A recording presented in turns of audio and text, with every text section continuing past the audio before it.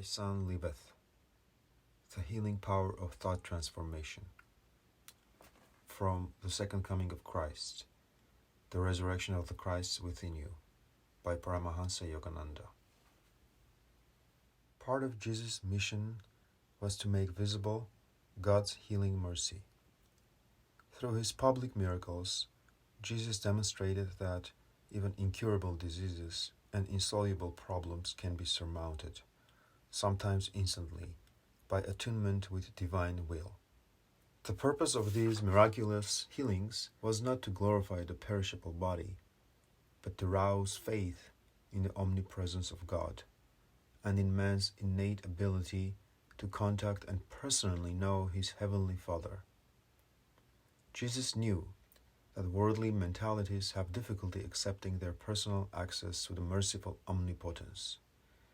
Thus, when asked by the nobleman to heal his son, who was dying at Capernaum, Jesus observed wryly, "Except ye see signs and wonders, ye will not believe." It was a gentle rebuke. You are loath to believe in God's message of salvation sent through me, unless He first demonstrates His presence in me by a display of miracles that benefits primarily your temporal needs. God should not have to prove Himself through miracles to earn the love and trust of His children. Each one, through his own free will and perfect accord, should make a voluntary choice of the heart to love God and to seek to know Him. In the wisdom of a master, one should recognize the divine presence and be inspired toward God realization without the impetus of supernatural demonstrations. Nevertheless, seeing that the nobleman's faith was sincere, Jesus sympathetically told him, "Go thy way, thy son liveth." These few words, supported neither by persuasive eloquence nor obvious evidence, were yet sufficient to satisfy the nobleman. He could sense a divine vibration of healing power in Jesus. Thus, he believed the word that Jesus had spoken unto him, and he went his way. The many instantaneous physical healings wrought by Jesus were accomplished through his knowledge of the same scientific law by which he had earlier changed water into wine, the relationship of thought, life energy, and matter. The universe, being a product of divine mind, can be changed by a divine mind at any time. God's will created all things through condensation of his invisible ideation into the light of life energy, and thence into atomic matter. God realized souls who are in tune with the divine will can instantaneously produce any desired changes in matter, including the human body, by concentrated thought, which acts on and restructures the subtle energy matrix underlying each material form. As the energy in man's body can be directed by his will to initiate or influence the movement of any bodily part or function, so also by omnipresent divine will, any vibratory movement affecting atomic changes can be initiated in any body, in anything, and at any place, no matter how far distant. The creative vibratory thought of sickness was firmly fixed in the consciousness of the nobleman and his son, but Jesus thought differently, and so the son recovered. Jesus was able to displace the dream of sickness in the son by dream of health. A divinely strong mind implanting a thought of health and perfection in another person can dissolve a stubborn thought of illness and cause a surge of restorative healing energy. Ultimately, all disease can be found to have psychological roots, with every thought in turn being an ideation of consciousness. Thought is thus the brain, the architect of the cells, and the units of life force in every particle of bodily tissue, influencing the functions of the underlying intelligent life trance. Hence, disease thoughts can upset the entire government of the life force in the cells. If strong enough or chronic enough, such thoughts manifest as bodily disease. Conversely, a strong thought of health can correct any disorder in the cellular system. Concentrated human thought touches divine thought. It is that which can heal, not unfocused fanciful thought or imagination. To effectively move divine thought, one must be conscious of the relation of thought, life force, and the physical body. Rather than merely asserting the delusive, unreal nature of the body and its diseases, it is better to say, the body is not what it appears to be. It does exist, though only as the frozen thought and energy of God. Instead of intellectualizing the delusive nature of the body, one should make the effort to realize how thought condenses into energy, and energy into flesh and blood and tissue. Neither fanatic fancy nor dogmatic belief bestows this realization. It comes by tuning in with God through some technique of awakening His consciousness in the soul. In this state of enlightenment, one fully realizes that the physical body and the entire cosmos are but frozen dreams of the Creator, and that our consciousness, an individualization of His consciousness, is the perceiver of and the participator in His creative activity. Flowing water directed over an iceberg sculpts the berg into a new shape, either melting it partially or adding to its substance by becoming frozen itself. Likewise, a powerful mind and will can make consciousness interact with frozen consciousness to manipulate it for good or for ill. The life force in the body has the absolute power to construct or destroy the body, but the life force can only perform according to the will of the bodily owner. Most persons do not know that their will can be trained to command the body to bring about miraculous changes in it. Hence, the wonder-working life energy remains disobedient most of the time to their conscious directives. Neither can the life force be mobilized by a will that has become paralyzed by persistent physical or mental infirmity. When one's will is debilitated by disease, it can be stimulated by the strong will of a mighty healer. The will of the healer and the renewed will of the patient awaken the life force to perform the desired healing. Most persons who are ineffectual in trying to heal themselves have allowed their thoughts of health to be weakened by the mental habits of chronic thought of sickness. If for 50 years a person has enjoyed health, he thinks he can never be sick. If he suddenly finds himself physically ill, he thinks at first he will get well. But if the disease persists for 6 months, he becomes convinced that he will never get well. It is a regrettable psychological error to allow oneself to be manipulated by negative thoughts. One should visualize the conviction of one's healthful experiences to strengthen one's health consciousness, and thereby dislodge any die-hard conviction of disease. If the strong mind of a healer can revive the will of the patient who has become paralyzed with the consciousness of sickness, then the patient can change his thought and energy and thus heal himself. No one can heal us except through the cooperation of the hidden power of our own thought. A God-realized master can produce healing in an unresponsive person, but it is much more difficult, and only a master would be aware of the karmic circumstances that would make such a healing possible. The power of thought in the healing of disease sets into motion a whole metaphysical process cooperative with the laws of creation that bring matter into manifestation. A dynamic thought of healing begins with modulation of the consciousness, of the thought trance of the superconscious mind, activating the life-tronic energy, the prana or life force in the body, to make changes in the subatomic electrons and into atoms, molecules, and cells. Any wave of consciousness thus sent forth to accomplish a purpose in the manifested realm traverses the whole spectrum of natural laws requisite to fulfilling its goal.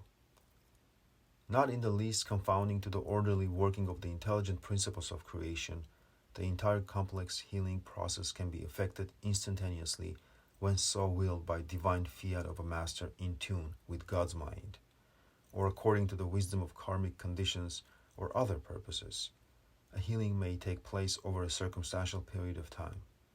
The slower progression of the physical healing is simply catching up with the spiritual healing that has already taken place. Physical healing, no matter what method initiates it, depends on the final analysis on the action of the life energy in the body to correct the disease or otherwise inharmonious condition. A master such as Jesus, through his attunement with divine will, can administer vibrations of the life force directly to effect cures in cases where all other attempts have failed. In various instances cited in the Gospels, Jesus employed the divine healing power of life energy in diverse ways, depending on the circumstances. In many cases, he transmitted the healing life force by direct touch. Others he cured by rousing their faith in the power of God emanating through him, thereby stimulating and reinforcing the dormant life energy within them. In the case of the nobleman's son in Capernaum, he utilized the dynamic vibratory power of the spoken word. Vibratory healing consists in creating and consciously directing vibrations of life energy to individuals afflicted with disease or other maladies. This may be done internally by mentally projecting energy charged with willpower, or externally by the vibrations of chants, intonations of the human voice, and enlivening words, phrases, and affirmations impregnated with superconsciousness. As all creation consists of varying rates of vibration, sound has very great power. When one says softly, "Oh," a little vibration goes through the speaker and into the ether surrounding him. But if a big cannon is fired, its sound will pass through those in proximity and their whole body will be shaken and windows will be shattered. Intelligently spoken words are not merely sounds of communication, but vibrations of consciousness and energy. Their potency is determined not only by the physical force with which they are uttered, but even more by the magnitude of the thought and energy vibrations behind them. A spoken word is composed of three vibrations: mental vibration, astral or energy vibration, and flesh vibration. Thus, the vibratory sound of an utterance such as "Thou art peace" has behind it 1. The vibration of thought that initiates the act of will, the original causal vibrations of energy in flesh that result in the word peace being uttered. 2. The vibration of life energy sent by the will from the brain through the nerves to the vocal cords and tongue to allow the word peace to be spoken. And 3. The physical movement of the vocal cords that produce the sound, and the vibratory effect on the physical body and its environs created when the word peace is voiced. Vibration means motion, which keeps all manifestations, material, mental, or spiritual, in an elastic state, subject to change. All phenomena, solids, liquids, gases, sound, X-rays, visible light, life energy, emotions, intelligence, are grosser or finer vibrating variations of one cosmic vibration of the Creator. The grosser vibrations of matter are relatively fixed within a circumscribed range. The mind of a matter-bound individual, attuned to the crimped vibrations of the material sphere, also remains relatively fixed. It vibrates with limited power, but potentially the mind has infinite elastic power. No matter how much you stretch it, it will not break. By spiritual techniques that develop concentration and willpower and expand the consciousness, the matter-habituated mind is released from those constraints to vibrate at a finer rate, in tune with the astral and causal vibrations of God's creative activity and ultimately with the Creator Himself. One who knows how to use mind power can do anything. The words of ordinary persons have limited effectiveness to create changes in vibratory matter because of the enfeebled mind power that projects them. But any imaginable transformation is possible to one who connects his utterances with the omnipotent vibration of God, He whose word made the light, stars, stones, trees, human beings, He who is sustaining the incredible activity of the innumerable worlds moving in a purposeful order through space. When behind the spoken word is the word of God, the vibration of God, when one not only says the word God but feels God as the word, the vibration of the voice goes forth with infinite power. When Jesus said, "Thy Son liveth," it was a divine command. Behind his words were the consciousness and perception of God, impregnating his utterance with God's almighty healing power. God's omnipotence, omnipresent in creation, is insulated in space. The vibratory etheric firmament separates the material realm of creation from the subtler realms, where the divine creative forces are not obscured by gross matter. The mind of a spiritually advanced person pierces the etheric insulation and contacts the higher vibratory forces emanating from God in the astral and causal worlds of all becomings. In the presence of God realized saints, when they are acting as conduits of the divine power, God is not insulated. Even a little mental tuning in with a master who is in divine consciousness will engender a change in an individual. This is why so many crowds were magnetically drawn to Jesus and were healed by that contact. The healing of the nobleman's son did not even require direct contact with Jesus. In absent healing, there is a transcendence of time and space, mocking their illusory persistence. As songs can be broadcast to float through the ether, ready to be caught by radio, so it is that broadcast healing vibrations can be picked up by sensitive soul radios. When Jesus spoke the healing command, his voice set in motion his will-charged soul force, broadcasting into the ether the God-given healing vibrations, which were received by the faith of the nobleman, and thence relayed to his son, who became well immediately. Songs broadcast at any given moment from Los Angeles reach New York with no perceptible delay, because the sound is carried by electromagnetic radio waves moving at the speed of light. If radioed sound waves can be carried with such speed, then sound vibrations impregnated with healing soul force and transmitted through the divine omnipresence in the ether can reach their goal with perfect instancy. All vibrations of sound let loose in the ether produce some momentary mental effect upon the hearer, but the vibrations of words saturated with soul force remain long in the ether, ever ready to work for the benefit of the recipient. This principle is operative in the effectiveness of prayers offered on behalf of others. The moment the healing vibrations reach the superconsciousness of the person to be healed, his soul sends a surge of energy from the brain down through the spine into the body. It is that divine life energy, reinforced by the vibrations of God's healing power broadcast to the ether, that affects a cure. Man does not realize the power of God that has been implanted by him in the mind. It controls all the bodily functions, and when its power is properly exercised, it can promote any condition in the body. In divine healing, first the mind receives the suggestion of healing through positive thoughts, affirmation, or prayer. Then, through the superconscious conviction of the soul, the latent power of God in the mind becomes manifest. Finally, the brain releases divinely recharged life energy to heal. In praying to God, the supplicant must churn the ether with his prayers. God will listen, even as he listens through the instrumentality of Jesus to the urgent entreaties of the nobleman. As was the case in Capernaum, there is no limit to the response and the love of God if one has faith and loves him truly. Jesus in that love said, "Thy son liveth." Immediately his thought vibration pierced the ether, and powerful life force currents and light began to play in the nobleman's son, changing the constitution of the ailing body.